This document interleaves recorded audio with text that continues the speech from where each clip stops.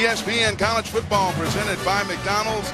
It's tailgate weekend on ESPN, and they are ready here in Norfolk, Virginia for the continuation of the Battle of the Bay here at William Dick Price Stadium, featuring Hampton University and a short visit over to Norfolk State University.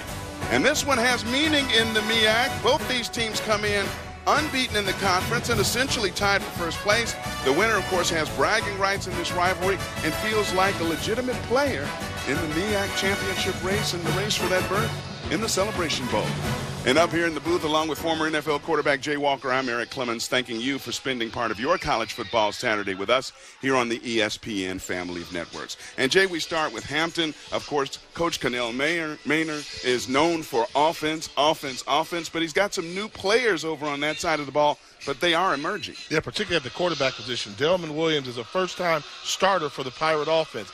This is an offense that requires the quarterback to make a lot of good decisions because they're very exciting to watch. An open passing game, a pro-style vertical attack. They've got off to a slow start, but this offense now is averaging over 25 points a game. That's good, but they expect better from a very explosive team. Fun to watch as well. Over on the other side, Latrell Scott in Norfolk State, they like offense as well, but they got a true freshman quarterback, so they're still growing on that side of the ball. But the defense, talk about opportunistic so far. Yeah, the defense has to really carry Norfolk State in order for them to have a chance at winning. Only 6 seniors on the whole roster. They don't have a lot of experience, but defense, Chris Lee is a special player for them. They try and create scoring opportunities for their offense with a very aggressive-minded Spartan defense. In the series history, this is the 53rd renewal of this rivalry, with Norfolk holding a 26-25 and one edge so far. Norfolk State has won the toss and chose to defer in the second half, so Norfolk will be kicking off.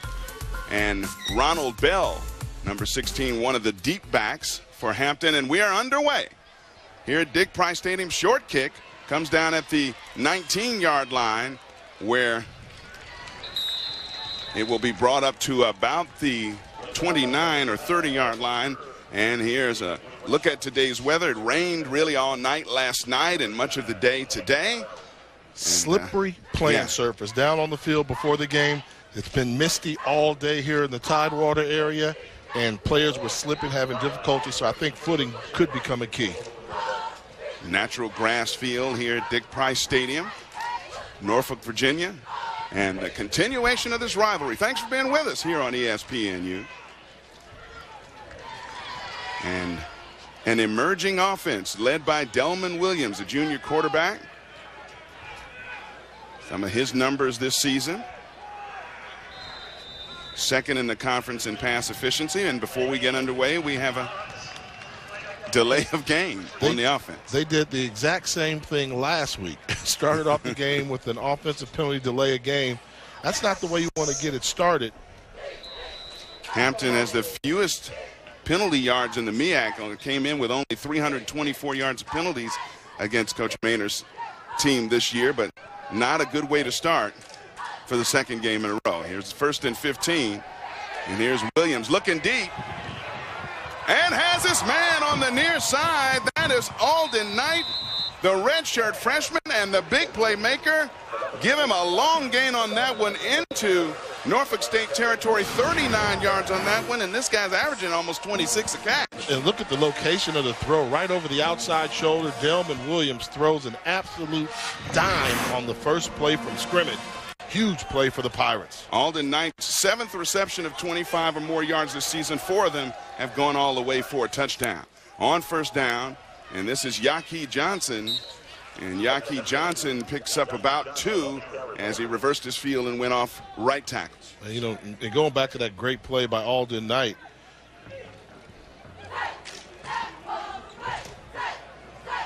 Impact players, Yaki, one of them for you, and Chris Lee on the defense. A fantastic motor guy in Chris Lee, the defensive end. He's a guy that has to be very disruptive in today's football game. Yaki Johnson getting the corner near side, and he finally steps out of bounds on his own, but a very nice pickup there, and they'll mark him at the 25-yard line, picked up 10, so they'll move the chains. And Johnson's, his style of run, very small, diminutive in the backfield, goes 5'7", about 165 pounds. He's a guy that can't run that hard in between the tackles. They like to get him on the edge and see if he can cut and bounce to the outside like he is right now. And trying to get around the far corner and was brought down there by a couple of guys, including Anton Ashby, a true freshman out of Norfolk, coming up from that nickel position to make the stop. So it'll only be a gain of a yard, 2nd and 9.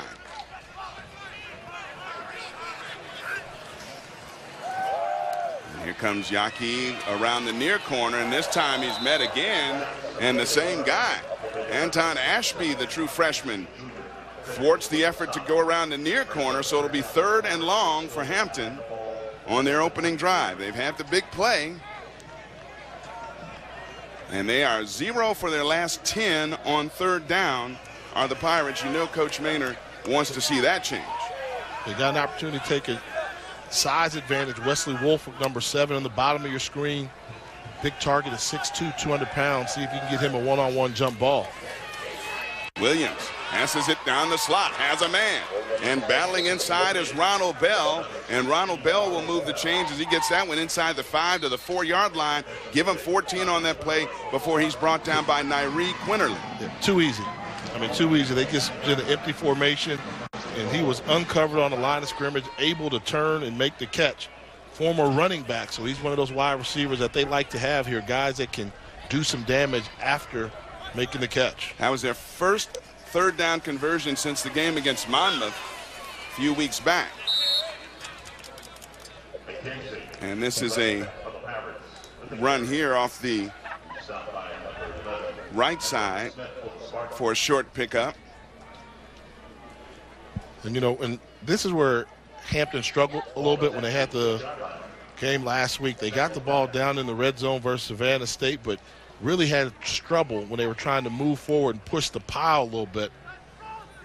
And that's why I wonder if you don't see them try and change up what they do and possibly go with getting the quarterback Williams out of the pocket. Shy McKenzie, they're slashing back, slashes into the end zone for a touchdown. He was virtually untouched until he hit pay dirt. So Shy McKenzie has his first touchdown of the season, and Hampton makes it look easy, as you said, Jay, marching it right down the field on its opening possession. Yeah, and they say, hey, take this, Jay Walker. They're going to pull the left guard. He gets around there. Good kick-out block by 73. And the rest is the big back, Shy McKenzie, the transfer from Virginia Tech. Piles his way into the end zone. Adam Brown will attempt the extra point. He's 2 of 2 on PATs this year and make it 3 of 3. So an impressive march, 8 plays, 70 yards, 3 minutes, 36 seconds, and Hampton has a 7-0 lead. ESPN College Football is presented by McDonald's. I'm loving it. And in part by Axe. Find your magic.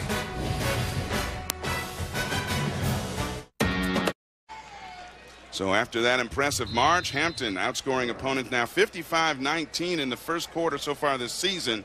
An impressive march as Anthony Prevost is going to kick this one deep to Marcus Taylor, who's standing just about at his own goal line. Taylor does have a 100-yard kickoff return for a touchdown earlier this season against Virginia State. Kickoff high end over end. Taylor will field it at his 5. And Taylor taking it all the way across field and getting a pretty good return as they'll mark him close to the 30-yard line, but there is a flag down on the play.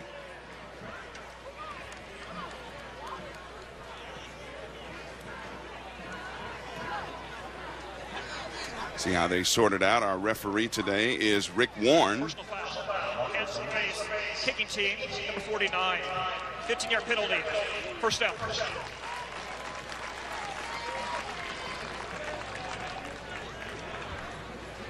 Mayal Thomas was the one who committed the infraction. Juwan Carter, the true freshman, leading his offense out. Again, this is a unit that's been growing, but they do have weapons around them. And Coach Scott says that he's not a game manager. He feels this kid can beat you doing everything he needs to do. Yeah, I mean, Carter, he's got some tools with him, but I still think the college football game is a little bit quick for him at this point in the game. And, you know, one of the things they say is they like him because he'll get rid of the ball and he'll make a quick decision. But also, when I saw some tape of him in some previous games, I saw just the opposite. I saw a freshman kid that was holding on to the ball a little bit longer than he needed to because he was trying to understand what the defense was doing to him. But he's got the ability to make you miss in the running game. And the strength of Norfolk State offensively is their wide receivers. You've got to get the ball to their wide receiver core. They've got some guys that can win some one-on-one battles, and it's up to the quarterback to make a good decision where to go with the football. We saw Carter on that first down play, a designed quarterback draw, picked up very little, give him 1. So on 2nd and 9, and now the give to the tailback, this time Aaron Savage. Savage picks up another 1, so it'll force a 3rd and long for the freshman quarterback. And the defensive coordinator for Hampton, Michael Ketchum, told us they want to force him in 3rd and longs and make him make difficult throws. And this is when they say that Carter's not a manager, but he has to manage the situation. Don't risk the turnover. You've got decent field position. If you punt right now, you give your defense, which is the strength of your team, an opportunity to put some pressure on Hampton offensively. So I would look for a very conservative play call here with it being 3rd and long. Spartans 7th lowest in FCS on 3rd down conversions, and is that I don't know, that's an incomplete pass.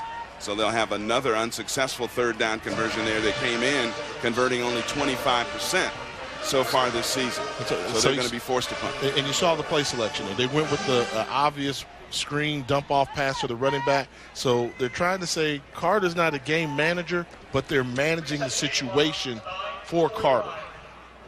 Alden Knight, the speed burner. We saw him catch a long pass on the near side on their opening drive, and he can also be dangerous with that great speed in the return game. One of the fastest players on this Hampton team, and they have a few. High spiraling punt coming to the near side, and Knight will try to grab it and make a move, but he is stopped dead in his tracks right there. Nice special team play, 38-yard punt and no return. Hampton will take over. Last drive for Hampton here. You see the long bomb on the near side completed, and then wide open in the seam. That's what they're going to try and do. Use the wide receivers to open up the offense, and then Shy McKenzie with the power run into the end zone. And when you look at this wide receiver core for Hampton, they've got a former quarterback in Norfolk, got a true freshman in Knight. You've got Powell, another former running back. Ronald Bell, another former running back. So they like to get the football in their hands in a hurry. Yaki Johnson taking it in between the tackles that time. Shifts to his left. He picked up 2. Kyle Archie, one of the leading tacklers on that defense. They love both their linebackers here, Archie and Smith, on that Norfolk State defense. And we have a timeout on the field because Archie is down at the 22-yard line. They're going to attend to him on the field, and we'll be back here first quarter. Battle of the Bay on ESPN. Finally, I found. Kyle Archie went off for a moment, but they tended to him. Nothing serious, so he'll be playing some more before this one is over. And on 2nd down and 8, off the play fake, wide open over the middle is Bell, and Bell caught from behind, close to midfield. Another big gain over the middle for the Pirates of Hampton University. Give him 30. Yeah, great job of replacing where the safety comes from. They're going to bring a safety blitz late. They recognize it, throw it to the wide open Bell, replacing where the safety came from. That's a great job of offensive recognition by the quarterback and the wide receiver. Bobby Price chased him down from behind, saved a touchdown. And now the fake jet sweep, and Yaki Johnson goes up the middle and pushes the pile a little bit. All 5'7" of him for 6 yards. As we lost sight of him once he entered that line of scrimmage there. Been around here for a long time, played a lot as a true freshman. And he's been Mr. Durable for them despite his small size. 2nd down, looking near side, and boy, he kind of telegraphed that one off the snap to Delman Williams. And he was looking for Wesley Woolfolk, and the best defender, according to Coach Scott, J.T. Wahi, comes up from that corner spot and almost gets a pick. Yeah, and last week, Williams threw a pick, like a similar type play in which the cornerback was looking for a 75-yard interception return. And, you know, and every now and then You know, you got certain quarterbacks where you have to tell yourself as a defensive back, if you think he's going to throw the ball your way, he's going to throw the ball your way.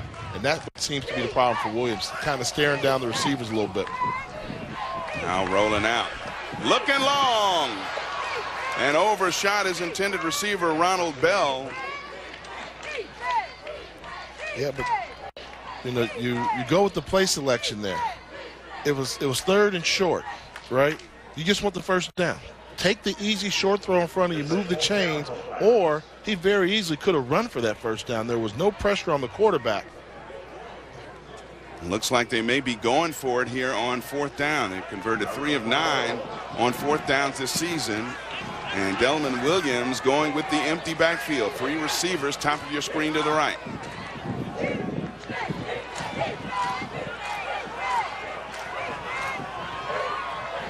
And they were just trying to draw him offside with a hard count. Did not work. So they're going to take the delay of game penalty and give their punter, Adam Brown, an opportunity to coffin corner one. Yeah, let's go back to that play there. So they move the quarterback on the pocket. First thing you want to see, is there a threat? What makes him pull up? Nobody makes him pull up. He takes the deep throw, and there's somebody on the sideline that was wide open. That's what you have to do as a quarterback. It's 3rd down. You just want that first down. Don't go for the home run throw downfield. Take what the defense gives you. Live to fight another play. Look out. Almost blocked that one. And the punt will bounce, and slipping down on what we told you about this wet turf was. Well, let's continue that thought after this. Kick off your Week 6 NFL Sunday with ESPN at 10 a.m. Eastern. Our Sunday NFL Countdown crew will have all the early breaking stories, injury updates, and preview each game right up to kickoff. Samantha Ponder, Rex Ryan, Charles Woodson, Matt Hasselback, Randy Moss, Mort, Shefty, they'll all be on hand. It's also streaming live on the ESPN app. Marcus Taylor was the one who slipped down after he fielded that bouncing punt. Unfortunately, nothing disastrous more than that happened. It is a wet field, natural grass here at Dick Price Stadium. And now bouncing that one to the outside nicely is Aaron Savage. And Savage, off left tackle, picks up good yardage and got a little scrum down there on the field between both sides.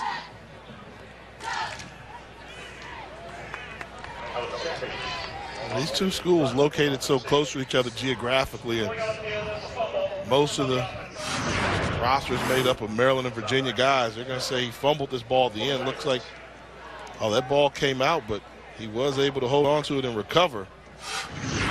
Lucky to get that 7-yard pickup added to the rushing total after that one.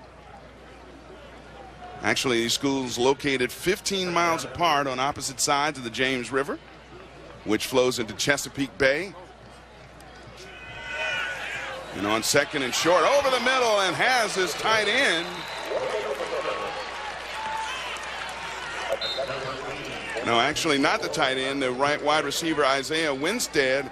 And, well, you know, that combination is used to each other. They both played high school ball together and have won a few championships. One more look at it, Jay. And all they're going to do when you take the decision making, not the quarterback, give them a hard play action. It's a simple throw right over the middle of the field where the quarterback can see it. Nice design by Latrell Scott, who's also the offensive coordinator as well as head coach for Norfolk State. 13 yards on that game. On 1st down, this is Savage trying to pick his way through white shirts, and he met a host of them down there to hold them to a very short game. That's where the battle's going to be. You know, when you talk about Norfolk State, they struggle offensively. They average just 16 points a game. You know, don't really run the ball well. They don't throw it well. And that's what they're trying to grow. So when you talk about the youthful roster that Coach Scott brings, it's because they're just not strong. You've got some good players, but they're young players. They're all freshmen, sophomore. I only counted 3 upperclassmen, and that's including juniors that are impact players offensively. So they're going to have their work cut out for them versus a very experienced Hampton defense. And they design quarterback draw play, and Juwan Carter gives himself up on the slide after a gain of about 4. I'll call it more like 3. It'll be 3rd down and 5. I remember for so many years the Hampton defense was a liability. They went through several defensive coordinators, had no identity. but talked to Coach Maynard, and he said clearly this is his best defensive squad he's put on the field since he's been the head coach. So big third down. Norfolk State at home trying to erase a 7-0 deficit. Another quarterback keeper and going down hard that time with a nice low tackle is the quarterback, Juwan Carter, and he's hit down for almost no gain, so they'll force another punt. Steven Smith was the one who came in and torpedoed him and stopped him well short of first down yardage. So Tyler Godey, who Coach Scott says is going to be one of the best punters the MEAC has seen in a long time, doesn't get that one off. It is blocked. And Godey trying to pull the pile, but he's going to be knocked down right there. We do have flags down all over the place, but that one was blocked. And the penalty, that's going to be a forward lateral. He fumbled. He had the ball and gave it to him forward, a lineman that was in front of him. And you can't do that. Looks like Harry Freeman, the fourth, was the one who came in and got his hands on it. Really, it was an easy one. He had his whole body in front of it before Godey was able to even illegal get forward the kick handing. away. Offense, number 33. It's a 5-yard penalty and a loss of down. First down, Hampton. So you talked about it, pretty easy to block. I mean, that was an Olay block up front, and then after the punter, Godey does a good job of trying to make something of nothing, but right here, that's a penalty. Can't hand it off to somebody in front of you. I don't know the rugby rules. Or I don't either. I don't even know the difference between rugby and Australian rules football. Are they two different sports? But I don't know. You got me. Used to do a commercial on it with Dick Butkus and some Aussie guy, but I don't know. But you see there, the special teams play hurts, and now you've got an explosive offense with the ball already in the red zone. So a big block gives Hampton great field position, and this is Shy McKenzie. McKenzie, who scored the touchdown earlier in this game on their first drive, gets 4 yards off the left side, and they'll set up 2nd and 6. Nigel Chavis brought him down. They're excited about McKenzie. They say this is a guy that we have to find a way to get him 20-25 carries. Big back, 5'11", 220 pounds, power and speed. And Coach Maynard said he should be our feature back, but Johnson's done a good job of holding him off in the running back competition. And then little delay play, and McKenzie running over a tackler off the right side and goes forward to get even closer to first down yardage. He actually picked up only a couple, but impressive truck, if you will, of the would-be tackle. Yeah, it could have been a tackle for a loss, but he did a good job of making one cut and running through a would-be tackler. And that's what you really like to see, those big backs that have that forward lean where after contact they end up picking up a yard or two after the hit. We'll set up 3rd down and 5. Off the play fake, a little pass to the near side is complete and upended. They'll mark that inside the 15-yard line, and that'll be enough to move the chains for a first down for Hampton. As they complete that one is to Jahil Puryear, who caught that one on the near side. And here's Shy McKenzie again, and still pulling the pile. Look at him get down inside the 10 to the 9-yard line. That shows off some of that big body and that strength. Well, that's what they want, the power and the speed. You know, and not a big knock, but, you know, you come down the level from Virginia Tech to FCS football. Linebackers maybe not as big and physical, but he does a good job of running through would-be arm tacklers, forcing his will, picking up positive yards on first down. And now the smaller back with lightning speed, Yaki Johnson, again one of the fastest guys on this Hampton University roster, back in at the tailback spot. I like to see him give Yaki like a sweep right now. So you come with the power run, then go with a little bit of lightning. Time Yaki goes off right tackle, has a nice hole and picks up good yardage. He'll be close to the first down, just a little bit short, about 1.5 yards or so. So it'll be 3rd and short. I like this move. Go back to McKenzie. The threat of the power run, when you can pick up 1 yard to get the first down, and with a nice good run, he may get into the end zone. I think it's time to see a little bit more thunder. Hampton 2 of 3 on 3rd down so far, and they give it to Shy, and Shy up the middle again. Touchdown. Was he untouched right up the middle? Well, he had a lane. Like Norfolk State was the only people in the stadium didn't know they were going to run the ball on the left side. Offset, they put a fullback over there, they put an H-back. Look at the formation. You got a fullback, an H-back, and they pulled a guard from right to left. And you were right, Eric. He went there untouched.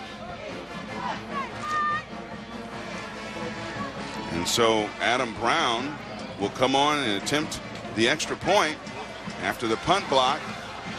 The Pirates of Hampton U in great shape, and they march it right downfield, and having some problems getting the right personnel in on special teams to attempt this extra point.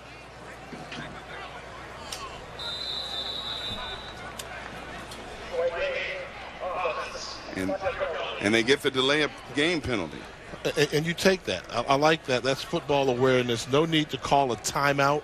Keep your timeouts. It's just 5 yards on what should be a chip shot extra point. No need to panic. Get your right personnel in there. Just move it back 5 yards.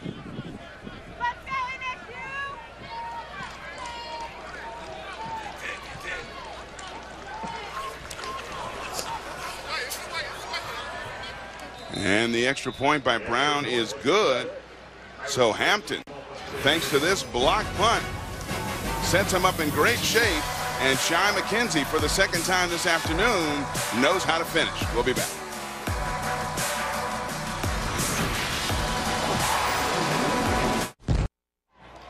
We are back. William Dick Price Stadium.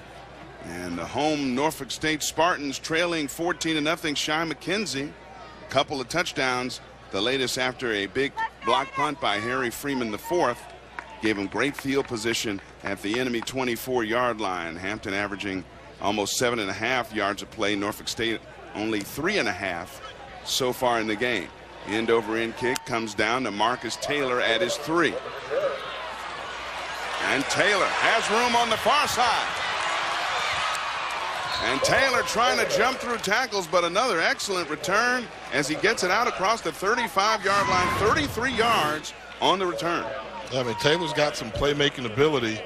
Junior from Highland Springs High School, which we see a lot of talent on the Norfolk roster from Highland Springs. Weaving inside, outside. And you see why they want to find a way to get him the football. He can make things happen. And so far, total dominance by Hampton. In terms of offense generated so far, we'll see what the true freshman Juwan Carter can do to try to get his team back in the game. Trailing 14-0 here with just over a minute to go in the first quarter. On a little delay, and the handoff goes to C.J. Jones, another true freshman. And Jones not much off the left side. Give him about 2. Another freshman, definitely a very, very young football team. We see it throughout their roster. And this is why it's been a good start for them. You know, you're always looking for teams trending in the right direction. Well, I think Norfolk State trending in the right direction. Huge victory for their confidence last week versus Florida A&M. They can get this W here today. That would be a statement win for them. Carter throwing underneath, and a couple shakes by his receiver, George Wahi. And George Wahi making nice moves, getting it close to first down yardage. He picks up 8. And we'll see where they spot him. He'll probably be about a yard short of the first down. Just throwing underneath the coverage. Easy throw, get rid of the ball, make your read, hit him in stride. And Wahi does the rest, makes the first tackle miss and the second.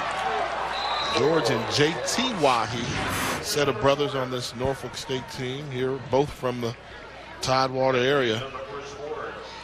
And we have reached the end of the first quarter. All Hampton so far, but Norfolk State trying to put something together as Hampton's Pirates lead it 14-0 here at William Dick Price Stadium. Second quarter action here on ESPNU in a moment.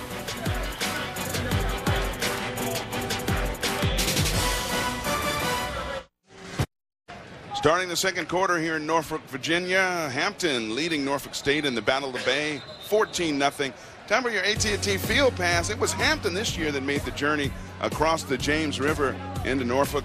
With our AT&T Field Pass, we take a ride with the Pirates as they made their way into Norfolk. Both schools located in the Hampton Roads region of coastal Virginia, which includes a drive through the Hampton Bridge Tunnel. Nobody seems to like that tunnel, do they? Anyway, about 20 minutes later, you will have arrived here at William Dick Price Stadium.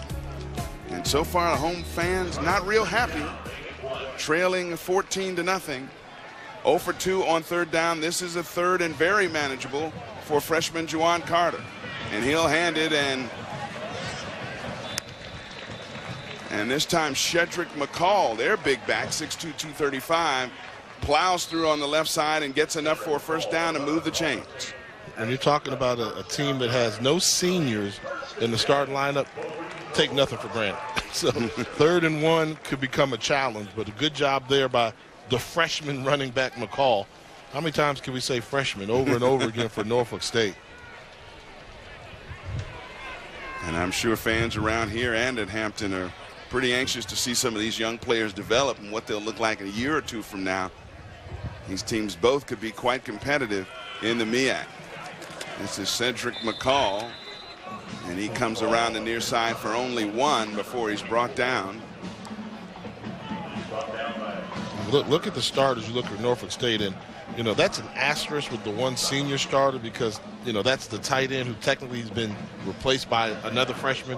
Anthony Williams has really stepped up at that tight end spot, but just 3 guys that are upperclassmen, I think, that are making an impact. And right now in the backfield, freshman backfield, true freshman in Juwan Carter and true freshman in Cedric McCall. 2nd and 9, crossing route, has a man. This is Taylor. Taylor cuts back. Can he win the foot race? Yes! Touchdown! Norfolk State back in it. 52 yards.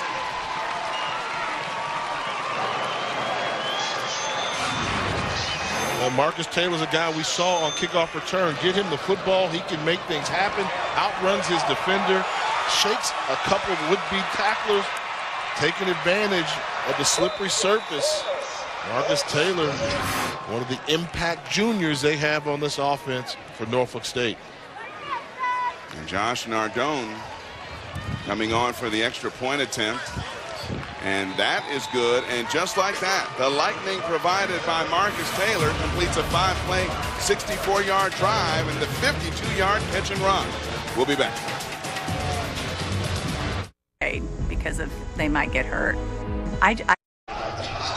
We are back. A look at the Norfolk State campus, 14-7, as Marcus Taylor, nice 52-yard catch and run, showing some nifty moves, getting the Spartans back into this one as we take a look at the tower on campus here in Norfolk, Virginia. And the kick from Bo Lomax coming near side is fielded along the sideline. And did he stay in bounds? Evidently he did. But didn't get much further after that. I thought I saw white on white.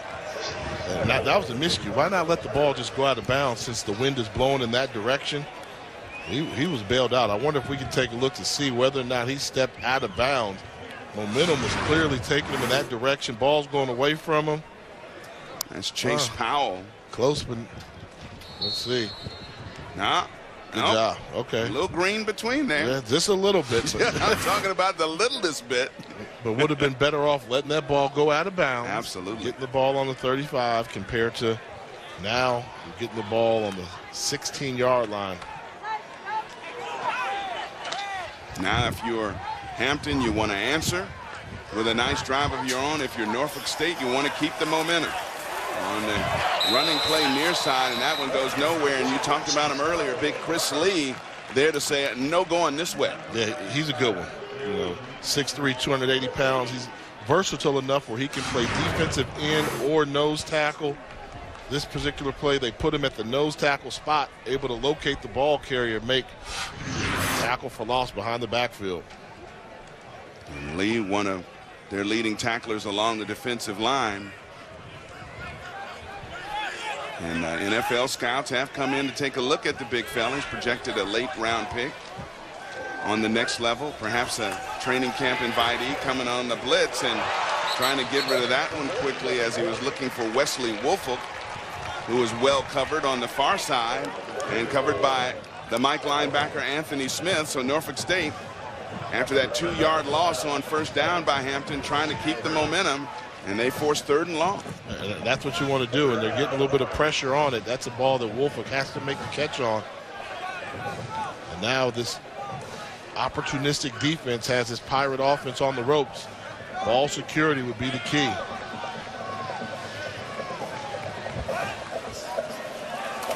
A little delay play. This is Yaki Johnson. Penalty flag down, and Johnson trying to get the corner on the far side is brought down, and I don't think he got anything as the Norfolk State defense has come up big, and we got a preliminary call of holding on the offense. Holding. Decline this. Offense, number 68. That penalty's declined. 4th down. They decline the penalty.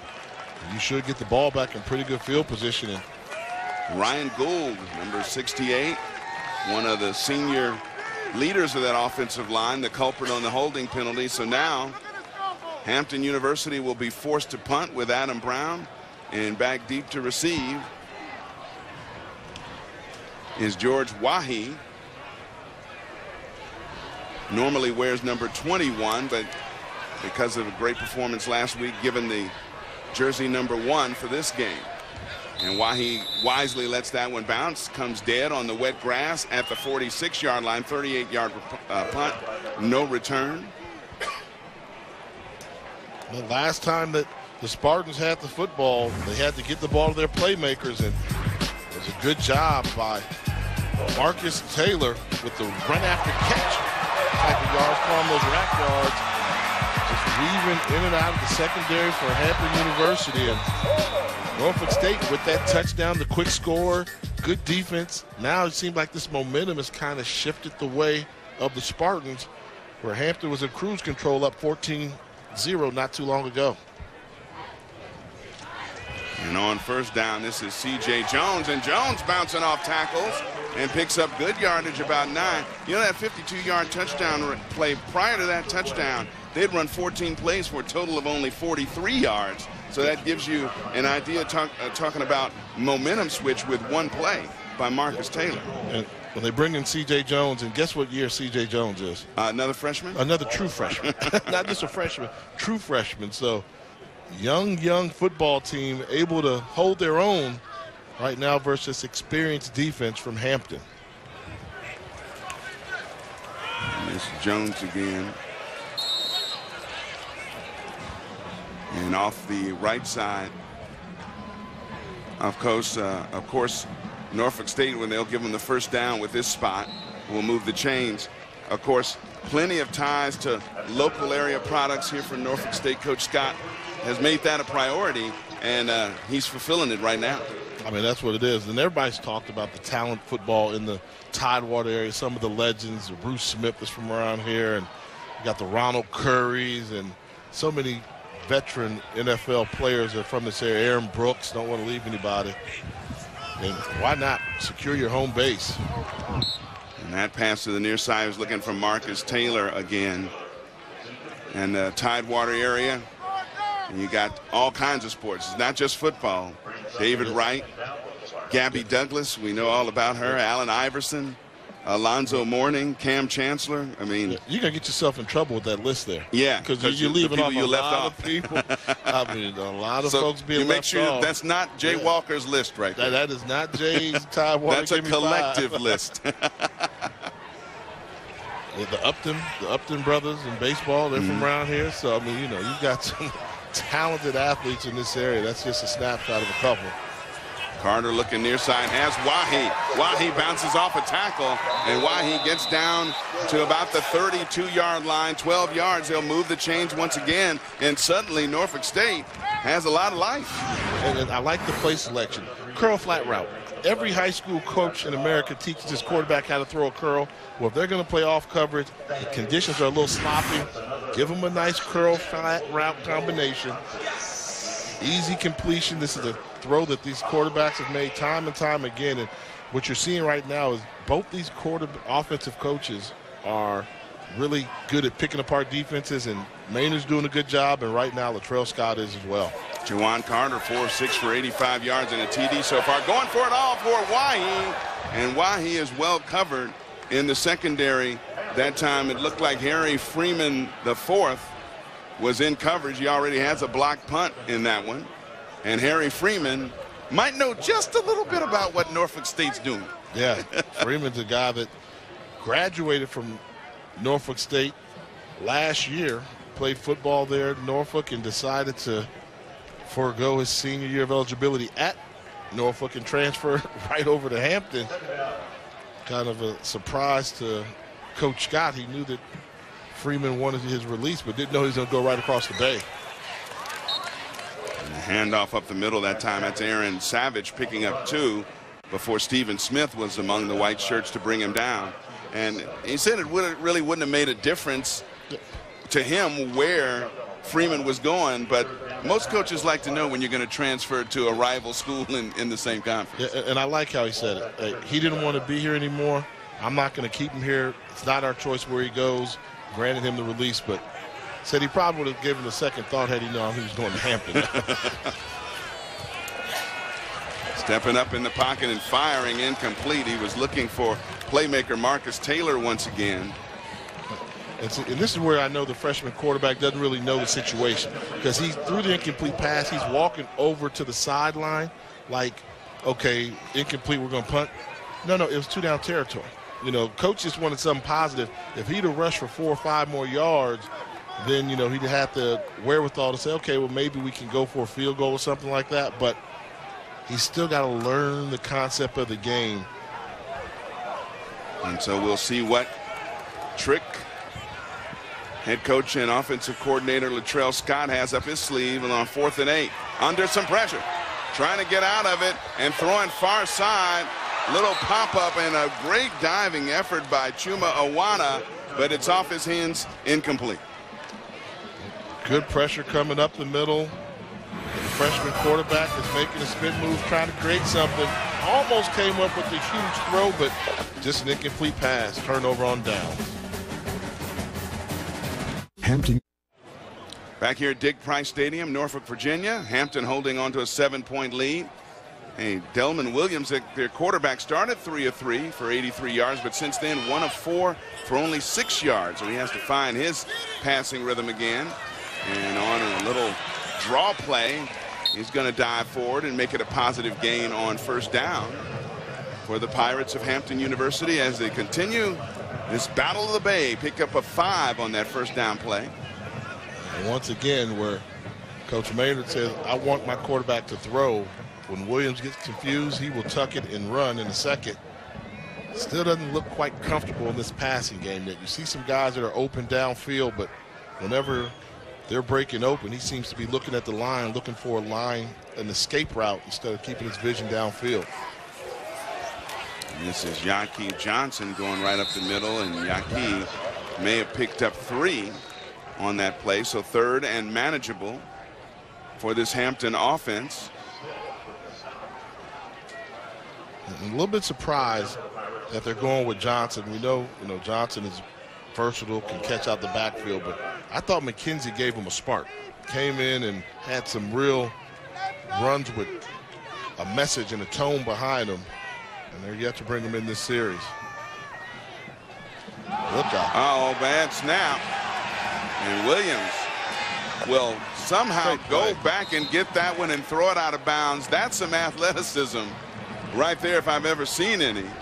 What a play by the quarterback to go back, get that bad snap and throw it away out of bounds and save potential disaster. And you know what? Because the snap stayed within the tackle box, he can just get rid of that thing. So smart move there. Just get rid of it and really save this team, I'd say, at least 25 yards worth of field position. Gabriel G, with that snap that goes off the hands, is a little bit high for the quarterback, and the playmaker Marcus Taylor back deep to receive, fields this one at his 11, trying to find some room on the near side. He gets the corner, has a convoy, and guys, we're looking at him. We do have a flag on the play, and usually you get a convoy because somebody committed an illegal block. Yeah, I think we're going to call a block in the back right as he was turning the corner. And that's going to be close. He had an entourage of green jerseys along the near sideline. Third return. Illegal block in the back. Return team, number 10. Half the distance to the goal. First down. Timeout. Larry Bishop on the negates that 22-yard return. Larry Bishop with that illegal block in the back. And will return. More of the second quarter in the Battle of the Bay in just a moment. So after the block in the back negates the nice punt return, Norfolk State takes over 1st and 10 at its own 9. Jawan Carter, his team trailing by 7. And this is Savage coming off the near side, and Aaron Savage doesn't get much. He does get it out across the 10 for a pickup of 2. It'll be 2nd and 8. Kamari Alcorn making the tackle, and coaches at Hampton say Alcorn has been a big key to the defensive improvement so far early in this season. Big and athletic, and he's been especially good getting inside pressure on the quarterbacks. They've moved him outside on this 2nd and long play. Empty backfield for Carter. Quick hitter and open field, trying to break some tackles that time is the freshman Justin Smith. Number 83 picks up 15. And again, more young talent on both sides of this football making their presence felt. Yeah, the freshman Smith getting it done, but the protection up front was the key. And left tackle Kenneth Kirby. You hear that name sound familiar down here in this part of the country? Uncle is Terry Kirby, but Kenneth Kirby, watching him on film, 6'5", 280 pounds. Tremendous hand-eye coordination. Going to be a very good football player, that left tackle position for Norfolk State. And for once we get to say sophomore. Sophomore, man, he's a seasoned sophomore. And Savage picking his way through a hole off the near side, gets 3 more. So it'll be 3rd down and 2nd down, I'm sorry. 2nd down and 6. We did get a 1st down on that previous play. Raheem Husky making the tackle. The middle linebacker's been all over the field for this defense so far this season. And that's his style of play. You know, leads the team in his work ethic, but also leading tackler, and that's what you want from linebackers with experience.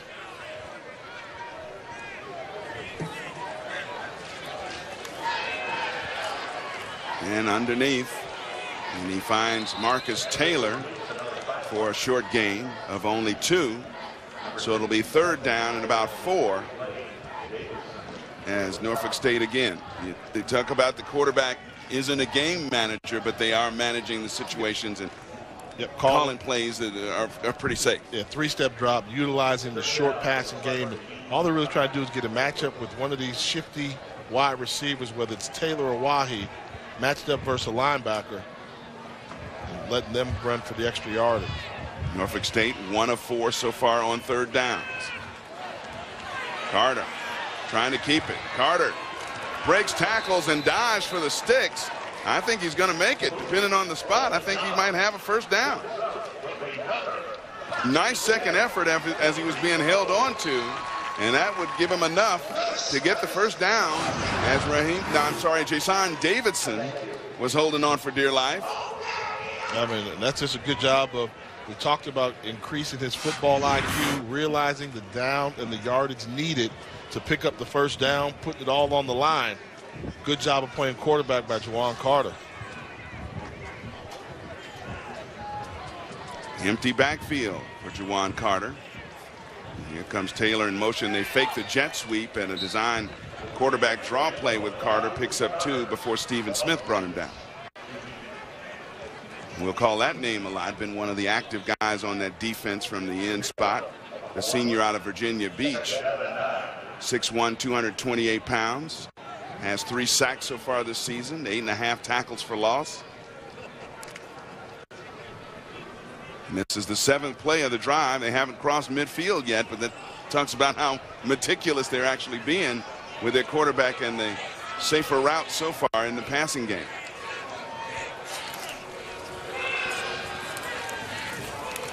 And boy, pushing bodies forward that time is C.J. Jones.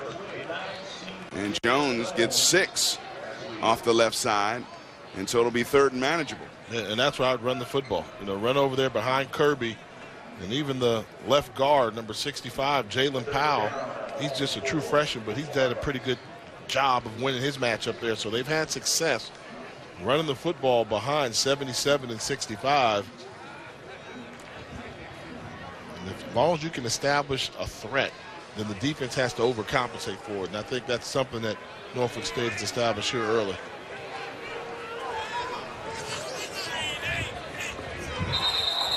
And we get some movement in the interior. It'll be false start against the offense. Penalty.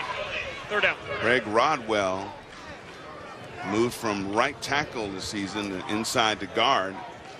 And Rodwell was the one who moved early, so that'll set up 3rd and long. And you got to go to a different part of the playbook to get a 3rd and 9 conversion. Yeah, and Rodwell, you know, not a lot of experience, you know, played tackles, you mentioned, just a sophomore, so he's been doing the offensive lineman shuffle, but they were bringing a blitz. So often when young linemen see the blitz coming, they try and get out of there too quick, and he was called for the penalty. Here's Garner stepping up, but does not escape the rush, that time of Keenan Marr, and Marr brings him down for the quarterback sack. And we have whistles on the field. I don't see any flags, however.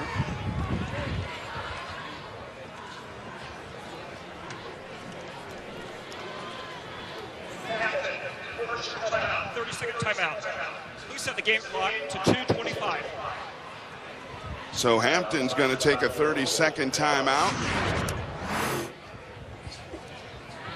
And one more look at the sack. Yeah, that was just a good job of one-on-one beating the offensive lineman. Taro Lipscomb couldn't hold back Marr. They moved Marr from that D-tackle position out to defensive end, able to win the battle, locate the quarterback, and get the sack. You know, he had to really celebrate because he's normally a D-tackle. They moved him out to D-end, so D-tackles normally don't get a number of sacks. So when they get it, they're going to let you know about it. Taylor Goatee will strike this one from his 25. Line drive kick, and a nice one is going to be picked up there by Alden Knight. And Knight trying to get away from that first tackler down, cannot, but we do have flags on the play. And let's see how they sort this one out. Calling it tight down there. Going to be another block in the back, which was clearly after it was behind the play. During the return, illegal block in the back. Return team, 27. Half the distance to the goal. 1st down. Terry Chiskey was the one who had the illegal block in the back. Hampton takes over when we come back. On the road. And there we are taking a look at the Spartans marching band getting ready to perform at halftime. Entertain the folks at this Battle of the Bay. And on 1st down, Hampton running off the far side, picking up 2. In their first 3 drives, the Pirates amassed 127 yards and a couple touchdowns. Their last 2 drives, 2 3-and-outs. So they have really lost all momentum offensively. And right now with that penalty that was picked up on the punt return, no sense of urgency. They just want to try and get another 1st down and go into the locker room with the lead at least at 7 and not give Norfolk State an opportunity to get this football back. And this is their worst starting field position of the afternoon. Still misting a little bit here in Norfolk and swinging it out to the near side. Yaki Johnson with some space. And Johnson played nicely over there by the green and gold defenders of Norfolk State to bring him down off that swing pass. And Aaron Chandler, one of the first ones there, limits that to a 4-yard gain because it could have been worse when you see the speedster out there in space. And the key was they were able to tackle him inbound. So I think both teams will take that. Keep the clock running. Both teams just want to get into halftime right now. On 3rd and 4, empty backfield. Right now, and Delman Williams under center.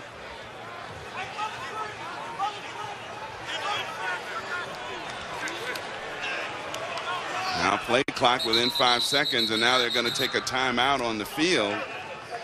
There seemed to be a little confusion out there. They'll talk it over. Our Week 6 Monday night football matchup has the Colts in Tennessee to take on the Titans. Our coverage begins with Monday Night Countdown at 6 Eastern on ESPN, and the game's also available on ESPNU in Spanish. And another look at that marching Spartan Legion band getting ready. I guess even band players get their physical thing on before they get ready to go out. Well, you know, all band members think that everybody came to see them. I mean, they act like there's no football game taking place. It's all about their 8-minute performance at halftime. But I will say this, the Legion, one of the better bands in the Mid-Eastern Athletic Conference. The Force of Hampton getting ready to come out as well. Empty backfield on 3rd and 4. On the little delay, and he's going to be stopped a bit short of the first down. I would call timeout. Good job by Latrell Scott calling timeout. Because you know why you call the timeout? Make them punt it. The machine special teams have not been fantastic. Maybe try and get a block punt with this miss coming in. Right now, I like that. When you're going to get the ball back, you might get a return off as well. But I go for punt block here before the half with just a little under 40 seconds. Deshaun Dixon was the man who came up and made the tackle from that Sam linebacker or defensive end spot and stopped Delman Williams short of first down yardage by about 3 yards. And so the punt's going to come off the leg of Adam Brown, who'll strike this from about his own 5, and standing back deep to receive will be Wahi, number 1, and Wahi is going to feel that at midfield. He is hit before the ball even gets anywhere near him. The gunner coming down there, number 27, Terry Chisley, was the one who hit Wahi as he started to make his initial move to try to catch the punt. Yeah, it's a short punt. Wahi comes up for it. And this should be a 15-yarder. So it's going to give him pretty good field position. So right now you get the opportunity to attack instead of getting the ball on the midfield at 50-yard line. They're going to get it around the 35-yard line. Now you're thinking score before the half.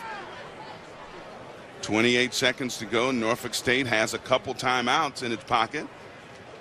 So they may have an opportunity here to make some noise just before the half.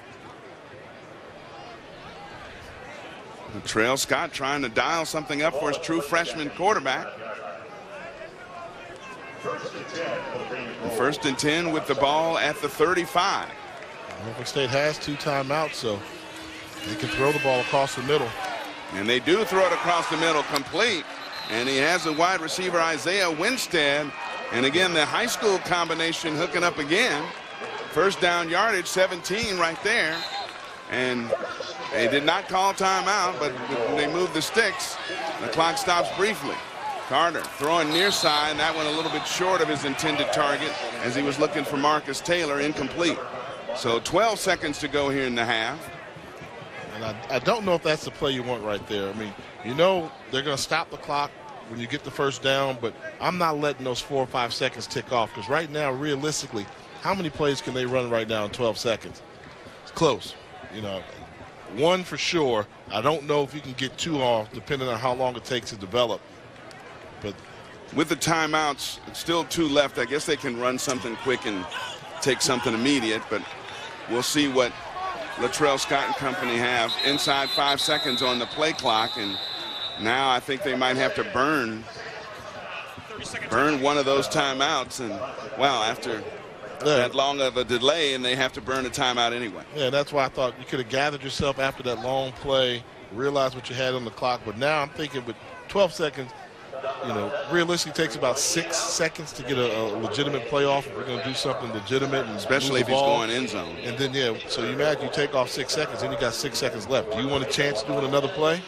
Or then at that point you probably have to kick it. So you're saying 1 shot at the end zone maybe, or a catch and run into the end zone. Yeah. And then go for the field goal if you don't make it. I mean, you call your best play right now. So you've got plays designed for inside the 20. You call that play. You try and get in the end zone. you can throw short because you do have a timeout. A lot of times the underneath throw will be there. Off the play fake, Carter finding room and just throws that one away along the far side. So 6 seconds left, as you said, once the clock stops. And I don't think they're going to try to run another play. It looks like the field goal team's coming on. And Josh Nardone, number 34, who is but just think about it. If you add 4 more seconds to that clock and you had the timeout, so you're going into halftime with an extra timeout, you didn't have to rush it to the line of scrimmage. Nardone is 4 of 6 this season. This one's a 34-yard attempt, and it is no good. No good. The new celebration rules are in place, and Pepsi is all for it. ESPN College Football presented by McDonald's. We are here at Dick Price Stadium in Norfolk. The rain's picked up a little bit. Misty as we get set to start the third quarter. Hampton leading 14-7. And Jay, it's been a tale of 2 quarters, drastically different. Hampton came out in complete control, jumped out to an early 14-0 lead, and we thought it was going to be easy as the Pirates were able to throw the football. Then they went behind their big power running back in McKenzie, able to plow it in there, and the Pirates had everything clicking for them. But the second quarter, they gave Norfolk State a little bit of hope. Marcus Taylor underneath, weaving in between Pirate defenders, able to make it a 14-7 game, and Norfolk State had some opportunities at the end of the half to maybe cut into that lead. They left those points on the field, however. And look at the numbers there. Norfolk State coming back to lead the total yardage category. Rush yards about even. And too many penalties probably if you ask both coaches. Yeah, but McKenzie, look at that graphic on the bottom. McKenzie's averaging almost 4 yards per carry. He's got the 2 touchdowns. He got all that in the first quarter. Yeah, didn't carry the ball at all in the second quarter. So with the conditions continuing to deteriorate here, I think that if I'm Connell Maynard, head coach of Hampton, I think I'm going to use my big running back and see if he can become a force. Second half underway as Prevost kicking near side, and Taylor lets that one bounce. It goes into the end zone where it'll be marked a touchback. And now Norfolk State's going to take over in its opening drive here in the third quarter, trailing by 7 in this 53rd renewal of the Battle of the Bay. Again, what did you say geographically? Geographically, 9.4 miles apart from each other. 9.4 miles. That's by boat. Right. And by car, it's 15 miles. Right. Take you about 20 minutes to drive. Yeah, by helicopter ride, it's probably about 2 minutes. I mean, think about it. They're so close, but yet talk about that tunnel. They got 2 airports. Hampton's got an airport, Newport News. Norfolk's got one in Norfolk. And Carter throwing it to Wahi, and Wahi lowered the head and took a booming blow from Robert Scott. And Scott and a hard hit there after the 5-yard pickup. This is football. Wow. Came through with a nice little forearm rip. Let's call that a little soup bone. He gave him a little bone. Didn't expect Wahi to lower the head like that. Made it look a little bit dangerous, but Wahi's the one who lowered the head. And once you've made a decision you're going to make a certain hit as a defender, there's no way to hold up.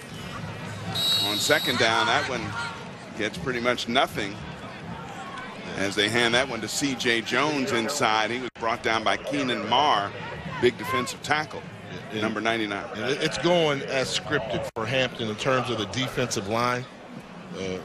Kamari Alcorn, number 72, to transfer from Chowan, and Keenan Marr, and Darius Commission, Stephen Smith. They're dominating the line of scrimmage, but it's just been a factor of Norfolk State keeps them on their toes, guessing just enough where they run to keep you honest, and they really want to get the ball to their skilled wide receivers. The Spartans 2 of 6 on third downs, and they're going to take a timeout on the field and talk this one over. A big third down for Coach Scott, who's not too pleased with his freshman quarterback, not understanding whatever that signal was that came in from the sideline. Scott, of course, offensive pedigree as well. Brief coaching stint at Richmond and Virginia State, where he was pretty successful.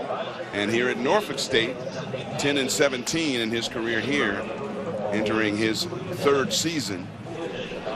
And he, a Hampton graduate. Well, as I say, you know, the ties, you mentioned all that stuff there. Let's not forget he went to Hampton now. Where he played a tight end at Hampton and came out, I believe, in '98. There's a pass to the far side, and it is off the chest of his intended receiver, George Wahi, and incomplete. And in on the coverage was the former Norfolk State defensive back, Harry Freeman. And see, making plays like that, that's going to make Coach Scott get a phone call from Joe Taylor, the legendary coach from Hampton, saying, you don't let guys go when they want to. When you release them from a scholarship, you don't let them go to your crosstown rival, let alone in your conference. Freeman's had a pretty good ball game so far. Taylor Godey is going to punt it deep to Alden Knight, the speedster. Now he holds on to it, gets the corner, and nobody there. Godey crosses, still running. Get down. And a penalty flag is down on the play. He's got first down yardage easily, but we'll see what they sort out right here on the near side of the football field as Taylor Godey picks up 27 yards on that keeper from deep punt formation. Legal block in the back. Offense, number 46. Hitting a penalty. Still results in a first down. It'll still be a first down because the block happened way downfield, but this is a good job by Godey. Just a horrible snap, pulls him away from it. Punt's going to be blocked, but makes a guy miss it. A good enough of an athlete where he's able to run and pick up the first down and then some. And you just hate to see that block in the back. Really a cheap shot that the guy took on somebody. So thanks to the keeping your head by the punter, Godey picking up 27 and still has first down yardage. And here's Juwan Carter throwing far side and just throws that one away as his receiver over on that far side was well covered. How about this quote that we got from Coach Maynard when we were talking to him during the week? Coach Maynard said, the game is simple. He said, I think I've got the better team. If we don't turn the ball over and we play solid special teams, not great special teams, but solid special teams, we win the football game. Well, saw the first chink in the armor right there. Special teams let them down, allowed Norfolk State to hold on to the football. Let the punter Godey get to the corner, outside of contain, if you will. And he had plenty of green in front of him. And on second down, a simple run play off the near side. They go with C.J. Jones once again. There goes Marr. Keenan Marr, once again, number 99. And that's, at a certain point, it becomes redundant. You're not going to be able to run the ball in between the tackles on these guys.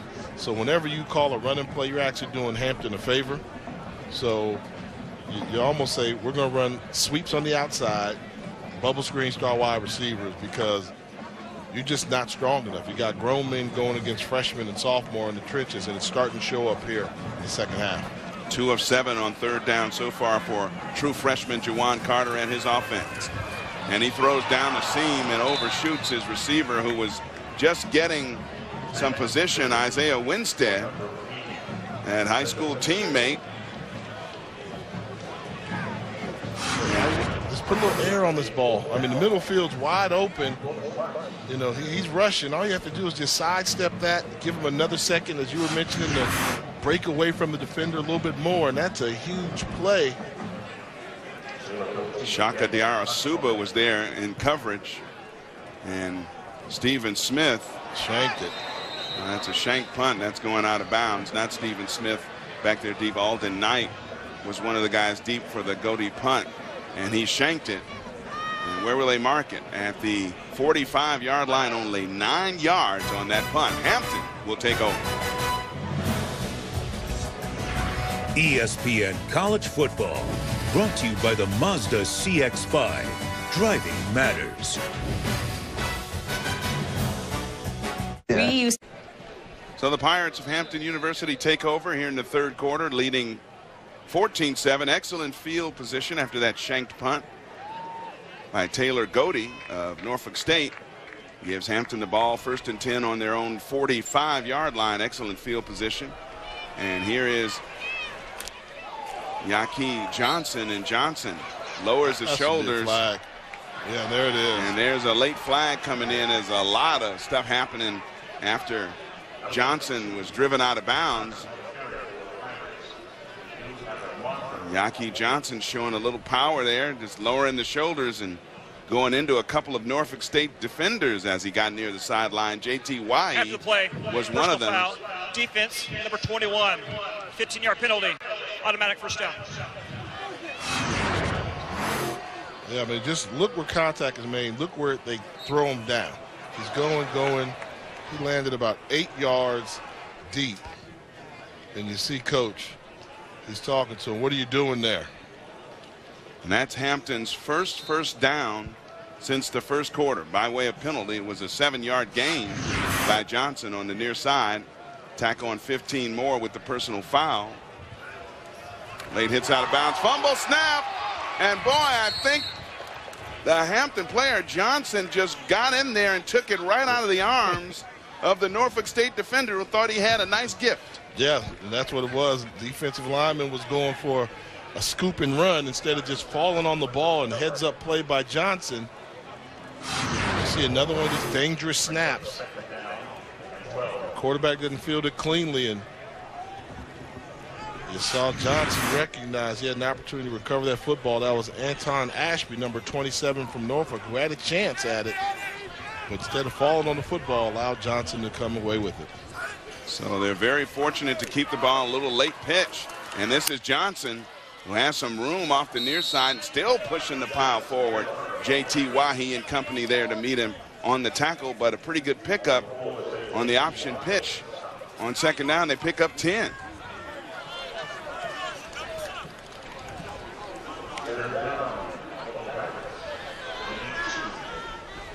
Of course, the Pirates ended the first half with 3 straight 3-and-outs, but have corrected that thanks to a penalty here in the second half.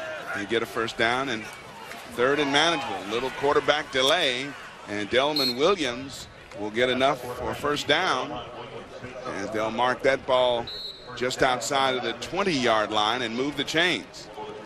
You have to like playing quarterback for a Connell Maynard type team. He puts a lot on the quarterback position, but he asks you to do so many things because it goes back to his style of play when he was a quarterback at North Carolina A&T. You're going to do the play action pass. You're going to do the quarterback delays, quarterback draws, bootlegs, rollouts, waggle packages. He just likes to mix it all up, and that's really reflective of his style of play. And it's fake action one way, and they give the jet sweep the other. And carrying that one was Ronald Bell. He had 2 of these for 48 yards last week and has had 5 for almost 60 yards this season. Why he pushed him out of bounds, but a well-conceived play there. Yeah, and that's why the creative imagination of Connell Maynard plays like that. You know, they look good. And Bell used him as his strength. He's a former running back. Give him the ball behind the line of scrimmage and let him run for positive yardage. 11 yards, and they bring the bigger back, the slasher, Shy McKenzie in. And McKenzie this time met by a bunch of green jerseys before he could get it started. His first rushing attempt since a 4-yard touchdown run in the first quarter. Gets very, very little that time. He's cold. He's been on ice. He's been sitting on the sideline where it's been kind of misty there, but I think you continue to run McKenzie. And here they go again. Take a look at the top of your screen. They're going to have the little offset power lineup on the right. They've got 2 fullbacks in the backfield and an H-back on the line. And McKenzie that time coming to the near side, pushing the pile forward for 3.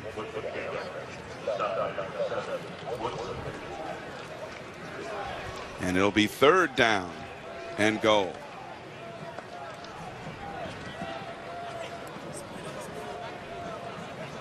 And this is where you wonder what they're going to go to, because, you know, I mentioned earlier, Woolfolk's been their big body guy, 6'2" 2-inch wide receiver, but in this situation, they said their best receiver getting 50-50 jump balls is number 6, the freshman Alden Knight, but he's only 5'8". 8th play of the drive coming up. And the keeper getting the corner at least trying to, is Delman Williams, and he plows that big body inside the 5-yard line. J.T. Wahi and others there to bring him down. So this will be an interesting situation after the 6-yard pickup, 4th and goal. I think you take the points in this situation here. Surprised they're electing to go for it, but it was that second effort by Williams that put Coach Maynard and staff in this position where they may consider going for it. But man, I don't know why you don't take the field goal here. A stop here for Norfolk would be huge.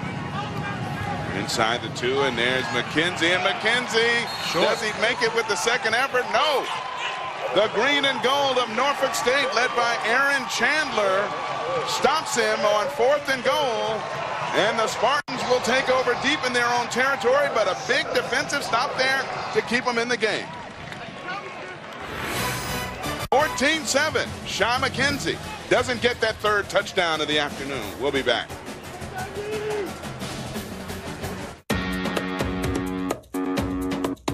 Nurse practitioner. IT manager. Entrepreneur. Latrell Scott's defense holding Hampton off the board, stopping him on 4th and goal from about the 1. And of course, they have been a very opportunistic unit all season long. That is Aaron Savage trying to get out, and he cannot. Safety. So one good defensive play met with another.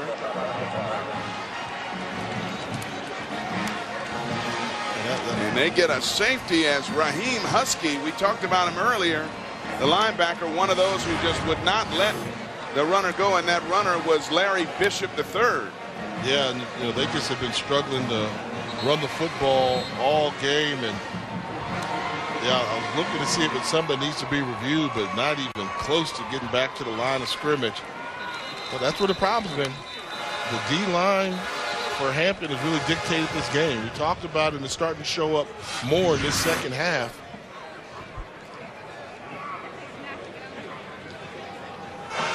So Husky, with help from Barkian, a strong safety coming up, gets a safety, and that helps take a little bit of the sting away from missing after a 9-play, 54-yard, 4-minute and 41-second march. Came away with nothing because they were stopped on 4th and goal. So now Norfolk State will have a free kick from its own 20. Ronald Bell, one of those back deep to receive, as well as Chase Powell.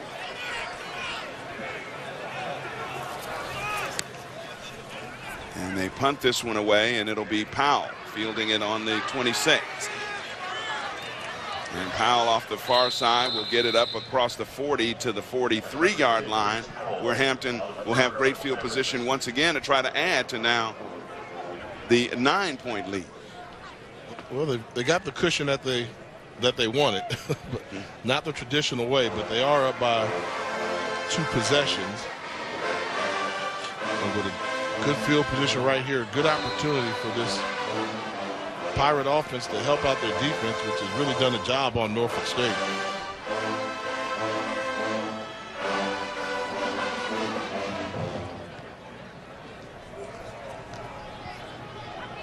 Now we'll see what Delman Williams and company do here. Up by 9, play clock down inside of 5. And on the design quarterback keeper, and the quarterback didn't seem to know what he wanted to do with it. And he was met by Chris Lee and company for what will be called a sack, a loss of 5. Yeah, they tried to bait them in. I was going to be a little fake the delay run, then drop back and pass. You'll see him. He's going to fake it. He's going to pull up and try to look for a receiver open, but not enough time. Good job by the defensive front from Norfolk State. And that's somewhere I say, you know, I got to give credit. You got to take credit too. Where I say, you like playing quarterback for Coach Maynard because he's going to do so many things. Well, every now and then he's going to draw up something that's going to get you hit too. 2nd and 15, quick pitch. And nothing doing that time for Yaki Johnson. They'll lose 2 more, so they are going backwards with that great field position. Bobby Price came up from the strong safety spot and would not let him go any further. So it'll be 3rd and 17.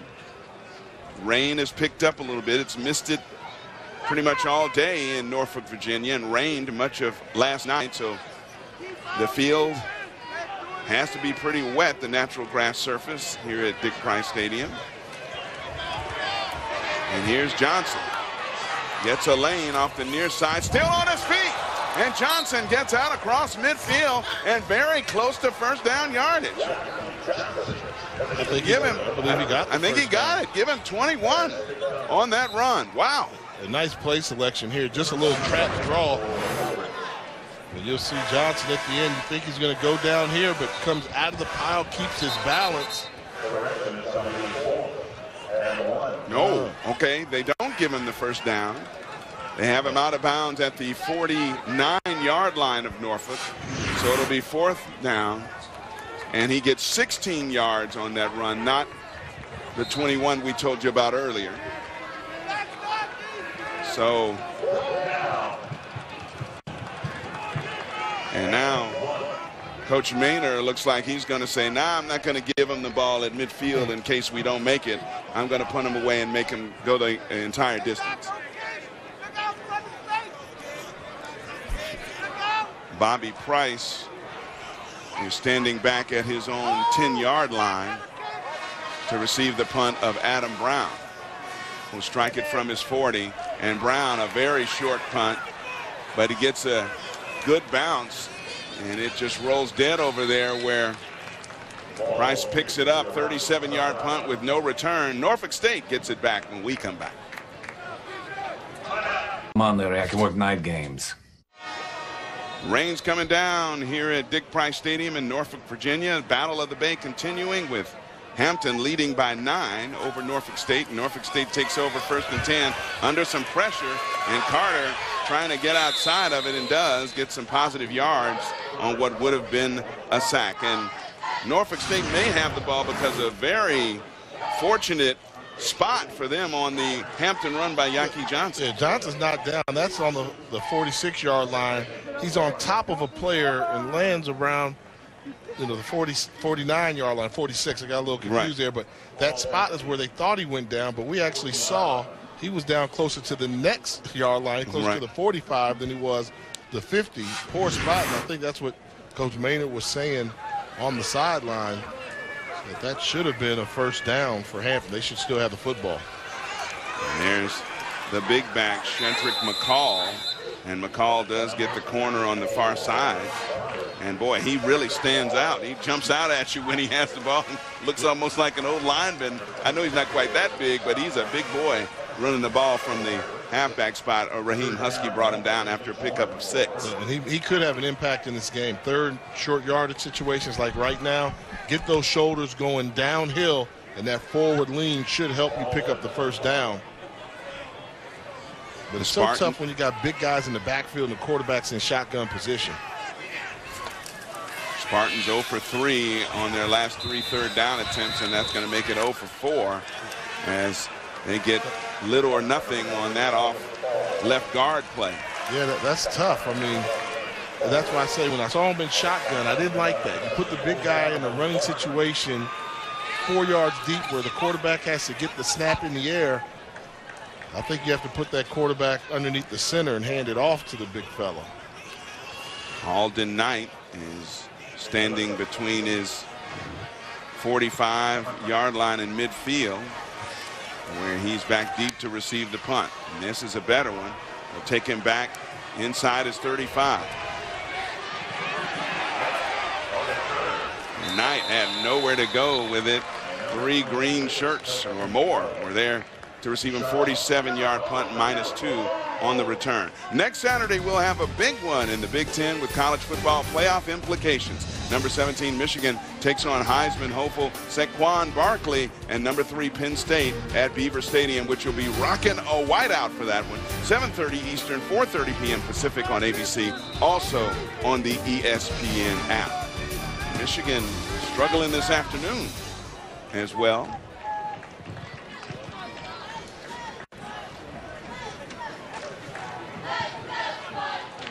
Understanding they snuck away with the victory, did the Wolverines. And this is Yaki Johnson off the near side, and Yaki, one of his better runs of the day, off left tackle and gets first down yardage. They'll move the stick after the 10-yard pickup.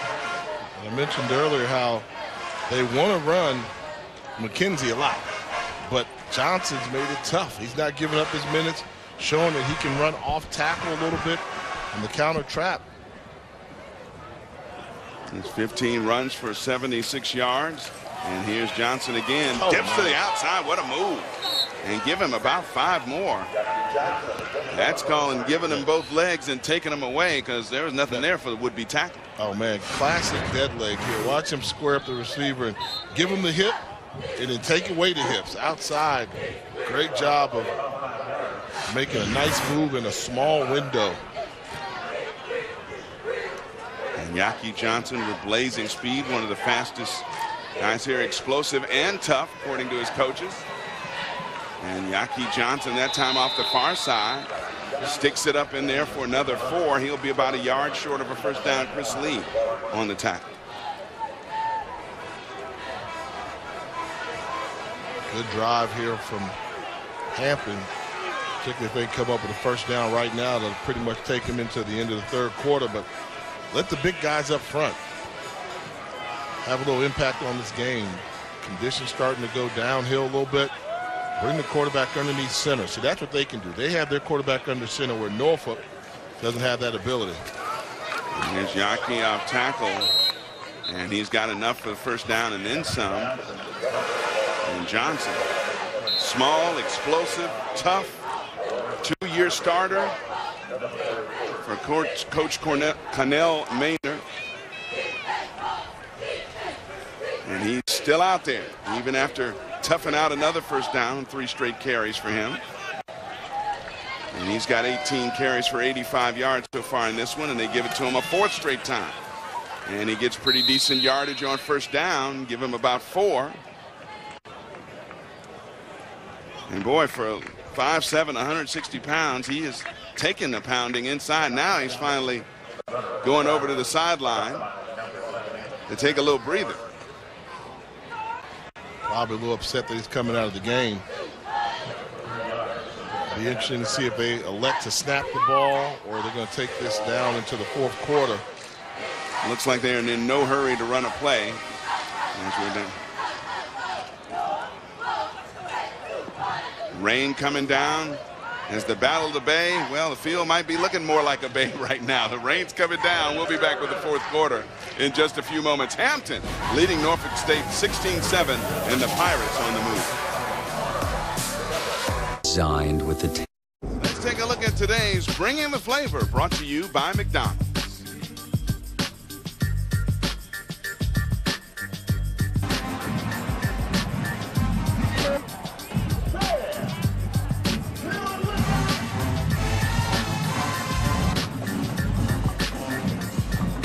Hampton ran 17 plays in the 3rd quarter, every one of them a run play. No passes attempted in the 3rd quarter. That's attempted ball control there.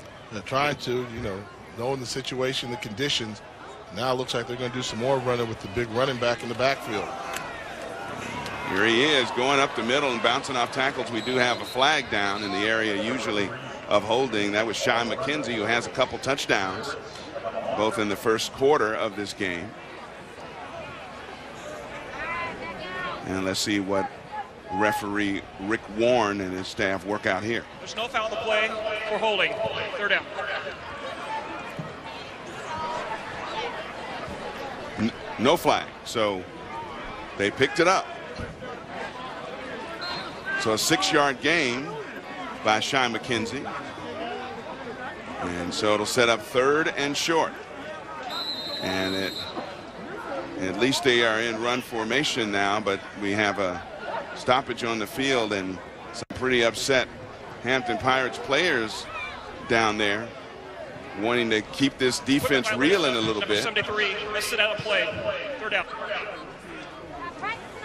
Derek Moreland, the converted defensive tackle, is the one who seemed to have some trouble getting off the field. And so this is 3rd and short. And what do you think, Coach? 2-down territory, whether you get this or not, up by 9? Well, the way the offense has been running, it should be 1-down territory. You give the ball to McKenzie in the backfield. He's been able to lean forward and pick up a yard. And they continue with this formation here. The extra H-back in the backfield to the left, and they've been running a lot of zone read to that side. And there he is, McKenzie. I think he ran into the official a little bit, the back judge back there, one of them, and stopped him at 10 yards, or at least held him up a little bit, allowed a defender maybe to grab him. Yeah, and he's just looking for a hole and good vision with the cut. Umpire, you got to get out of the way. And he's like, come on, man. Now, help me out. Now, when they bring Johnson in with this formation, they like to pull the two fullbacks they have in the backfield. When it was McKenzie, it was more of a zone read. So let's see if they bring the backfield across the formation and sneak a lineman in behind them. 8th play of the drive, and there's Johnson. Room on the far side, and Johnson almost pulling away from defenders that time, as he'll have 9+ and get very close to another first down, as the Hampton Pirates are just pounding. This is an offensive lineman's dream here. They love to run block and get a helmet on a helmet and push guys out of the way, and that's what they're doing now. Timeout taken by Norfolk State, and they got to talk things over to try to stem this tide of the Hampton Pirates rushing attack. We have seen nothing but runs from their offense here in the second half. Well, since we get a little break and we're talking about power offense, power rankings. How about the power rankings? A&T the top, Grambling number 2. A&T's undefeated, 2 on the team. Central overachieving, Alcorn State well, and for number 5, you know what I got to put here? I don't care who's playing. They know it. The only HU is number 5. The Howard Bison have cracked the top 5, and on the bubble, Prairie View A&M. That's right. The Bison are there. I mean, impressive loss versus North Carolina Central by 6. So they've been playing very well this year. You got to give Coach Mike London and the staff there a lot of credit for that. 9th play of the drive coming up. 2nd and 1, and this is Yaki Johnson dancing his way through the hole for another first down. But you like how I address it. There's only one HU. Right? Howard is Howard University. Right. Hampton Institute University. Here we go. See, that's why I don't make a lot of fans around here. Dr. Harvey gives me a hard time, but how can you have the battle for the real HU when there's only one HU? Well, I mean, that's what my Howard education tells me. The comments expressed on this program are Jay Walker's and Jay's alone. I'm not going to get into that one with you because it's a little touchy around here. Yeah, I'm just going to say the only HU, since they don't seem to understand that there's only one HU. So on 1st and 10, and they're going to run it once again. And this is Shy McKenzie, and McKenzie run down from behind that time, brought down for a loss of 4. And that was Nyree Quinterly who ran him down from the backside. And they tried to pull it. You're going to see him. I don't know if you call the pulling guard play, the pulling H-back play with McKenzie in the backfield. May not have the quickness to get it going soon enough. You just got to know that they're going to play action off of this at least one of these times. Now be careful. They brought in. They don't have fullbacks in the backfield. Those are wide receivers now we see behind the line of scrimmage. 16. That's Ronald Bell. So they're trying to set him up to see if Norfolk State noticed they made the adjustment. And they're taking a little bit too long to get it off as they look over to the sideline for another signal from Coach Maynor and the offensive coaches there that call the plays. And Maynor talking things over with his junior quarterback, Delman Williams. 2nd and 15 after that run play, lost 5 on first down. I think it's time to abandon the formation. It worked. It got you this far down the field. But now I think you go back to your bread and butter. You bring in the small guys, the Ronald Bells, Chase Powell's, all the nights, spread out the field a little bit, and try and pick up the first down by the airways.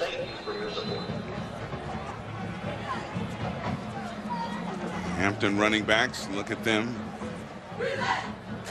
5th career 100-yard rushing game for Yaki Johnson. And Shy McKenzie averaging over 4. And here's the converted Justin Williams, maybe. Justin Williams running that one. He picked up 3. Justin Williams listed as a wide receiver, but lining up in the backfield that time. They went with speed. Watch the little guys up top. The wide receiver, 16. That's Ronald Bell. Look at him trying to block. Miss. And Justin Williams, he gets the brute of that. I don't know if you want to have a bunch of 5'6", 5'7" wide receivers as lead blockers.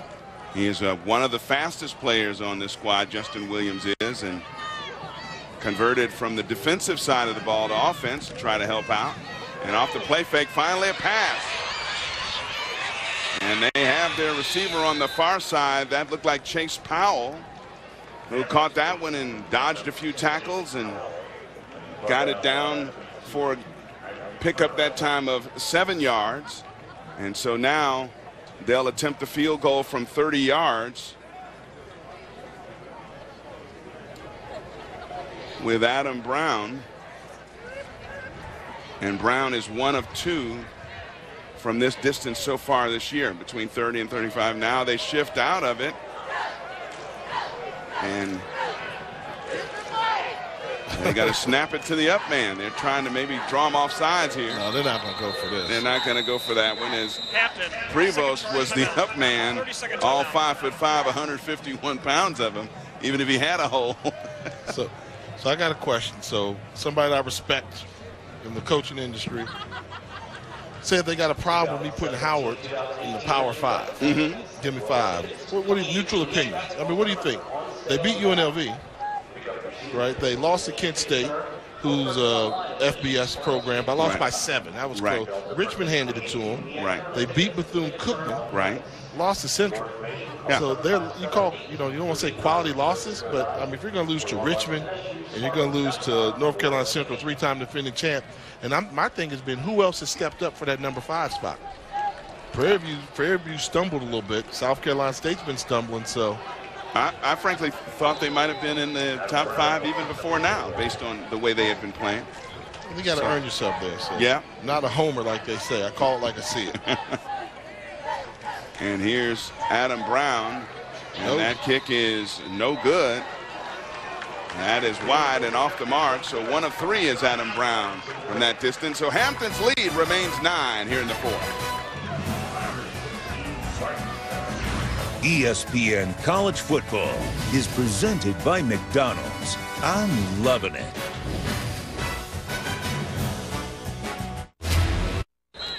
Just over 10.5 minutes to go here at William Dick Price Stadium in Norfolk, Virginia, and Norfolk State needing to mount some offense.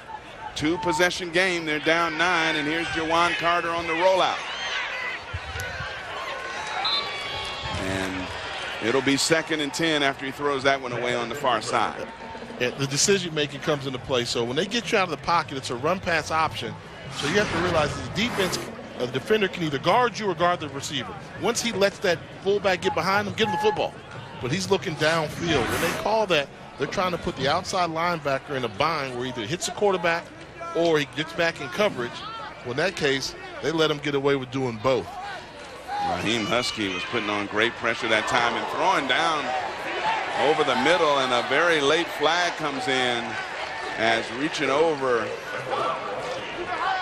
the intended receiver was Darian Carr, and Carr knocked it away but got a little bit too much body according to officials. I don't know about that. I thought he made a nice break on the ball. I mean, certain point, he was all on it. He was all over the route, anticipated, trying to go around him. Number 33, spot foul, automatic first down. Unnecessary roughness. And that flag was thrown in from way behind the play. Here it is, one more look. I mean, that's a football play. He's trying to make sure he's not called for pass interference, and then he didn't, hit the guy, defenseless wide receiver. And the pass completed that time to the playmaker Marcus Taylor. Already has a 52-yard catch and run earlier in this game, and he moves the chains again, showing those nifty moves and picking up first down yardage on that catch. Yeah, I still want to go back to that. What do you want the guy to do? I mean, that's a football play there. 14 yards. Was that hit timed enough? It was, as George Wahi was the intended receiver. See, I keep belaboring the point because they didn't call pass interference. They called like unnecessary roughness, like a personal foul. And called it a spot foul. Yeah, that's So it looked like almost an NFL call where pass interference is where you make the contact with the receiver. But I don't know exactly how that was unnecessary roughness. Not at all. That's what I mean. And now Norfolk State's the beneficiary. They get to keep the football, keep the drive going. On 2nd down and 10. Little swing pass far side and a nice move on that side by C.J. Jones. And Jones turns nothing into something as he picks up 7 after breaking that first tackle or avoiding that first tackle. And now we see Norfolk State with the hurry-up offense. So this may be one way to slow down that pass rush from Hampton that they've had all game. Jones trying to plow his way forward. Doesn't get much as he is met hard right at the point of attack and smacked down. Desmond Sturdivant, number 97, one of those white hats in there, white shirts I should say, silver hats from Hampton University. 4th down here, a big 4th down play. 4th and 3. Coming near side, wide open, and Taylor keeps his feet and finally steps out of bounds on the slippery field. But they'll move the chains once again, and Taylor is upset that he couldn't go further because he had a lot of room on the near side. 9 yards on that play. They got away with a pick play. You'll see on the bottom, or we're going to miss it, but number 84 comes in and just wipes out the defensive back that was guarding Taylor. Don't know how that call was missed, but he ran directly into the outside linebacker. Chuma Awana on that big block going down the seam. It's caught. Inside the 10-yard line, inside the 5 is Marcus Taylor again. Robert Scott makes a tackle. It'll be 1st and goal for Norfolk State. Hold on to your hats after the 28-yard gain. Not over yet. This is not where you go with the football. There are 4 white jerseys around, and they're just kind of looking at each other like, who's going to guard Marcus Taylor? And he was able to actually lob that pass into the soft spot of the defense. And on 1st and goal, we have flags on the play, some movement on the interior of the Norfolk State line. There's no foul for illegal substitution. Timeout, Hampton.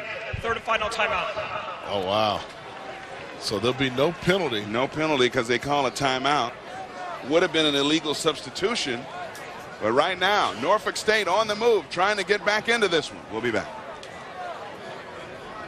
To the arts and our athletic programs where we build champions. We've launched 7. 1st and goal. Ball spotted on the 3.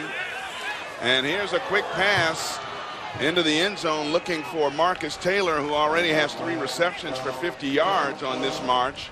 Drive started on the Norfolk State 20-yard line. 7 plays, 72 yards, and 2 minutes, 15 seconds plus later, they are now 2nd and goal. And call the nose of the football on the 3.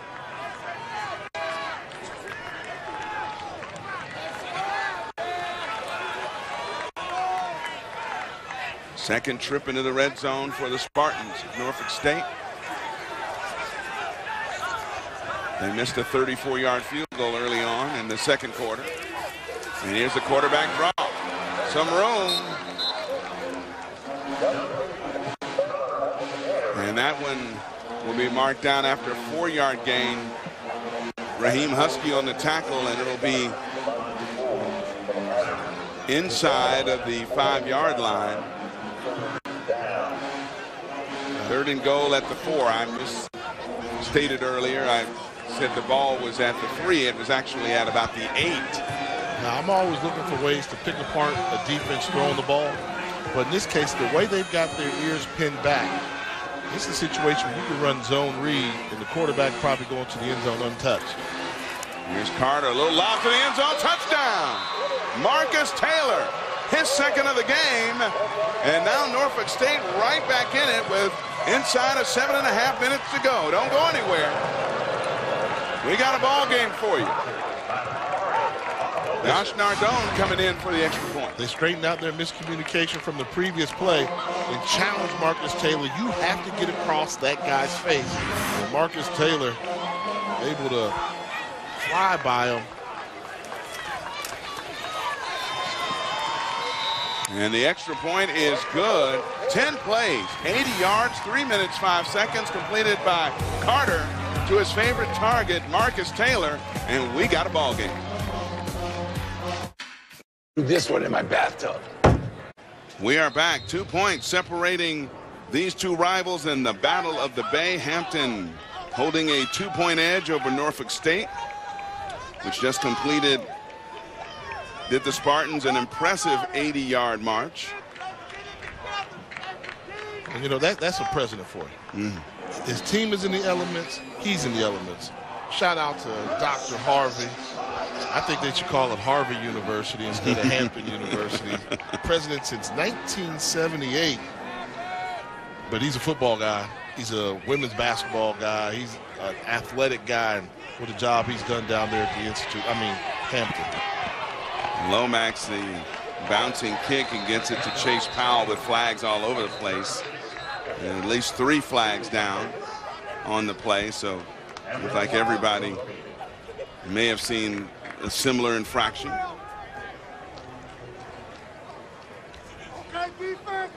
Rick Warren discussing it with his crew.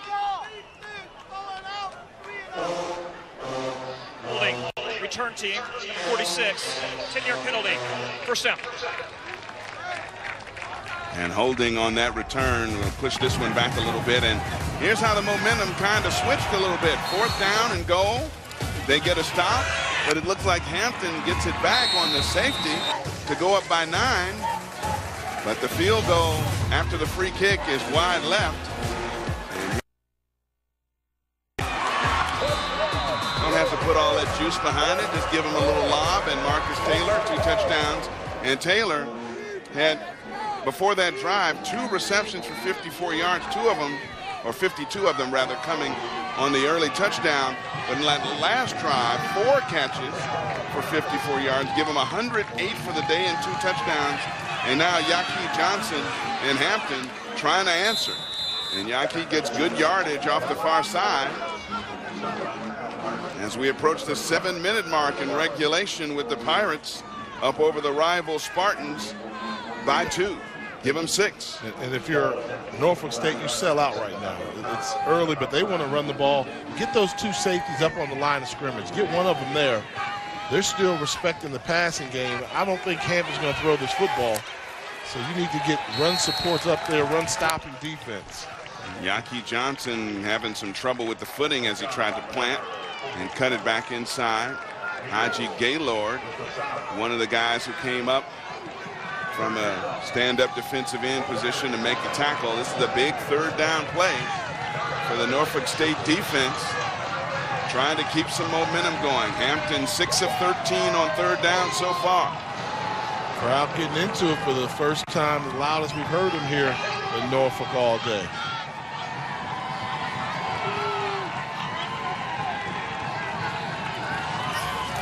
Third and 3. Johnson, jet sweep. Darton back in and out of tackles, but he's going to be short of the first down. According to the spot, Nigel Chavis, he picked up 2.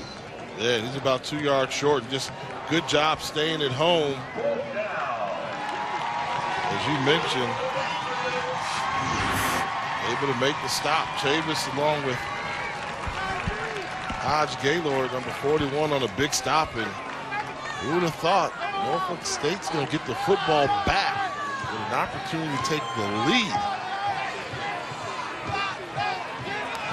High snap, but he gets it away, fortunately. And that's going to bounce and be down. And Norfolk State will have excellent field position at its own 44-yard line, a 28-yard punt. No return. Marcus Taylor said, give me that ball. I wanted it. Yeah. And a bad snap. Nice play by Brown, the punter, to corral that one. Really good job. Off target and to his left and high, and he caught it and was able to get a decent kick away of 28 yards. So now Connell Maynor is going to try to call on his defense to get a stop.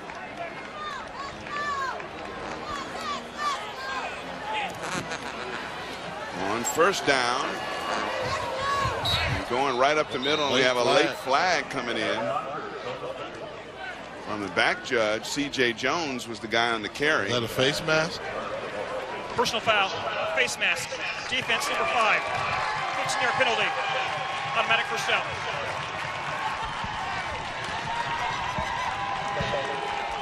15-yard penalty. And the momentum is completely swung. And this just reminds me, I was shocked to know that Hampton has lost to Norfolk State 3 consecutive years. And now I see why. It's been these type of games. Norfolk likes to make it a little bit unconventional. Now Hampton's on the heels again. Pass underneath to the crossing Marcus Taylor. And Taylor already over 100 yards, as we alluded to earlier. And picks up good yardage on that first down play, or decent yardage, 3. So it'll be 2nd and 7. Kind of like an extended run play on that pass. And this time, C.J. Jones going off left tackle and picks up decent yardage. Kamari Alcorn brought him down, and he picked up 3 more. So it'll be 3rd and a manageable 5. But the no-huddle hurry-up has given Hampton some trouble. When this offense has been moving, it's because they sped up the tempo to slow down this pass rush from Hampton.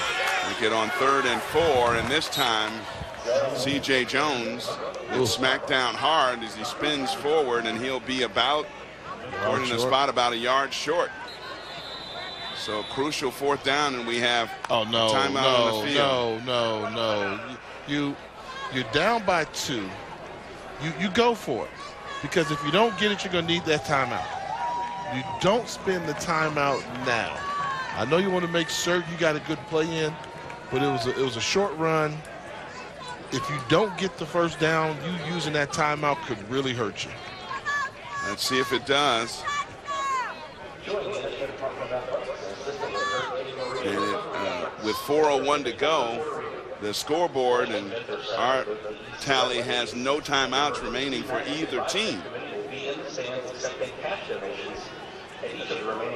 So Norfolk State 2 for 4 on 4th down right now is Latrell Scott, making sure everybody on the same page here. So you would not have taken that time out. No. You stayed in the no-huddle. Yeah, because I mean, you know your situation. You got your best play that you work on all week in a short yardage situation. You call it, and you keep that timeout just in case. I mean, you're down by 2. So when clock is ticking, you got to protect, that time management piece there.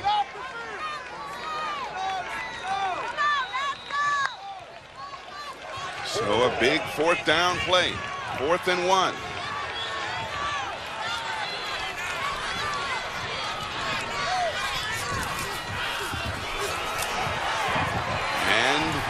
He'll get to the corner. I think he picked it up. Yeah. Harry Freeman, the former Spartan, transferred over to Hampton University, came up hard to make the tackle. But I believe they're going to measure. It's tough. We can't really see the spot from where we are. We're blocked out a little bit, but that's awfully close.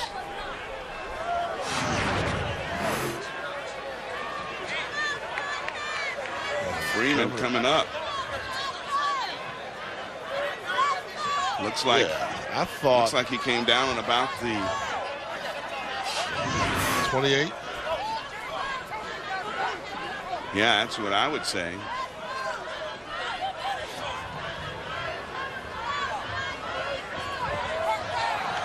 And he got it by a nose, and a lot of green shirts blocked our view from this angle, but he didn't get it by much. I thought he came down. Oh, he got a bad spot. He got a bad spot. Yeah. I thought he came down closer to the 28-yard line than the 29. Yeah. Had they reviewed that one, they would have obviously challenged the spot with nothing to lose. But Norfolk State fortunate again. Keep possession of the football and a fresh set of downs. And of course, if you're thinking about it, Norfolk State has not attempted a field goal between 40 and 49 yards this year. Here's Carter, wide open on the far side. Has a receiver and knocked down. They'll spot that's one, the easy first down yardage for his old high school teammate Isaiah Winstead. Looking for number 80, as they did so many times in high school, winning titles together for our Highland Springs. And that's a big catch for the young freshman receiver. And now you run the football. You obviously want to score. You don't want to chance anything with special teams, but you run the football. 18 yards on that catch. Clock's trying to take your time. Don't snap it now. See, I would take my time. They're leaving. It's too much. If you're gonna. Whoa! You heard a lot of shoulder pads going that time on the hit. So let's think about what just happened there. The official was going to start the game clock on his whine. So I was saying run the football to eat the clock. So why wouldn't you snap that ball with 4 or 5 seconds left on the clock, then snap it and then run it off? They snapped it at least 30 seconds too soon. They lose 2 on that first running play. Second down, there's a fire down the seam. And they say he bobbled the ball. It is ruled incomplete.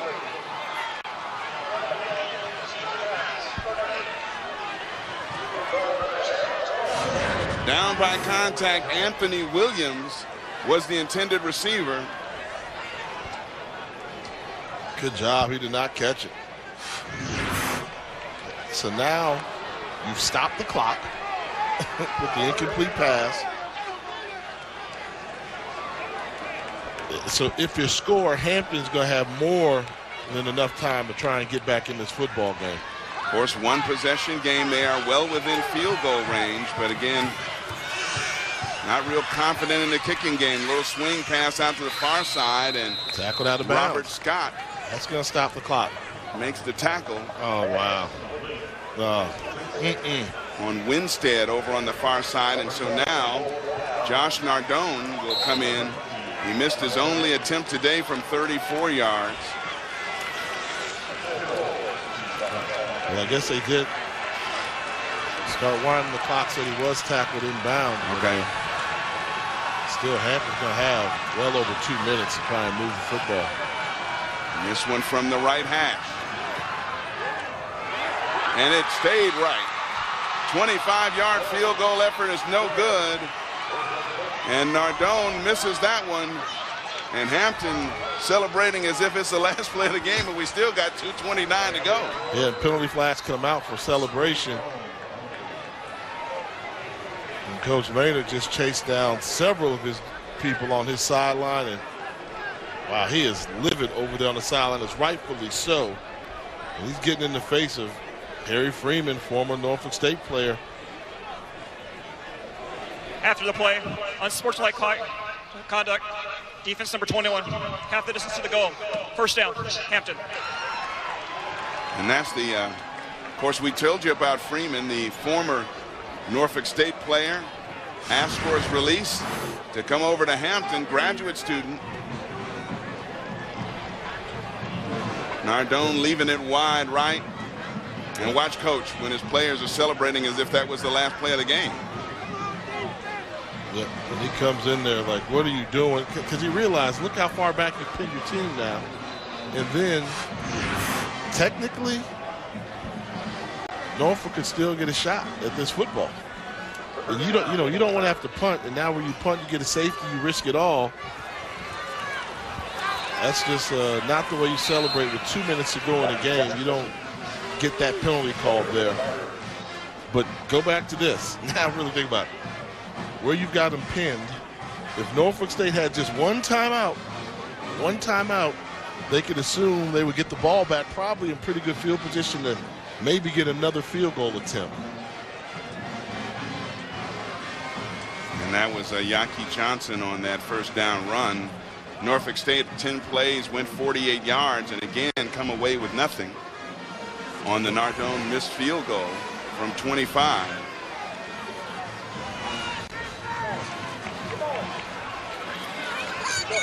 And a lot of times when you see the defense stacking the line of scrimmage, sometimes you can take a speedster like Johnson who will bust through that initial wave of defenders and be gone because they're, of course, crowding the box in the line of scrimmage. He picked up 2 on that play, and now we are approaching, will probably be about 1 minute.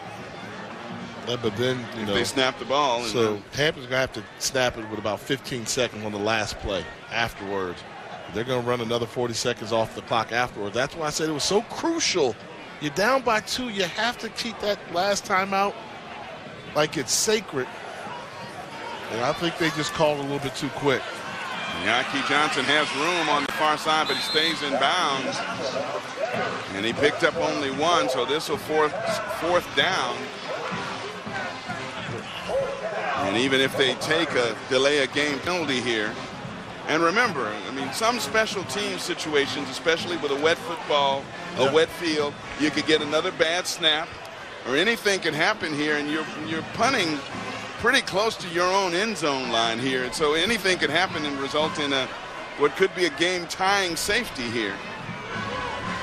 Last punt was only 28 yards, so if he doesn't get a good hold of this one, need a good snap. Norfolk State will have a great field position. This one coming down to Taylor. Taylor taking it at midfield, turning the corner, and Taylor jumps out of bounds after the 34-yard punt. He'll be marked out at about the 42-43-yard line, where Norfolk State will be taken over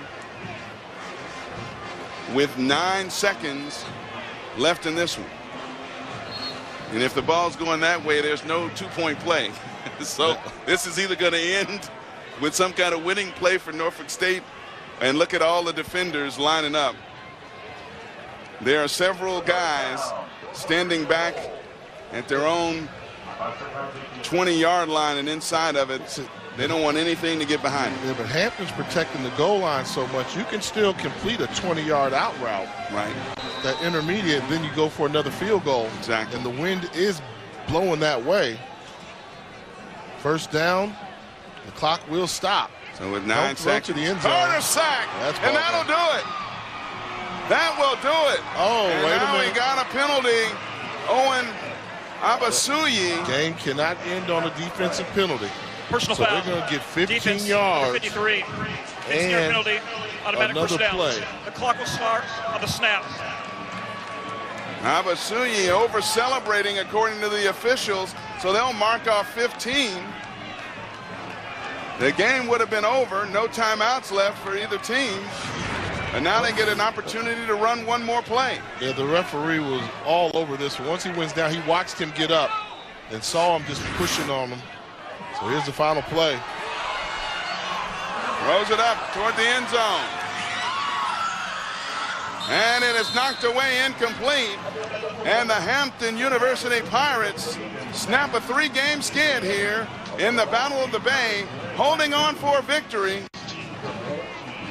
against Norfolk State here at Dick Price Stadium.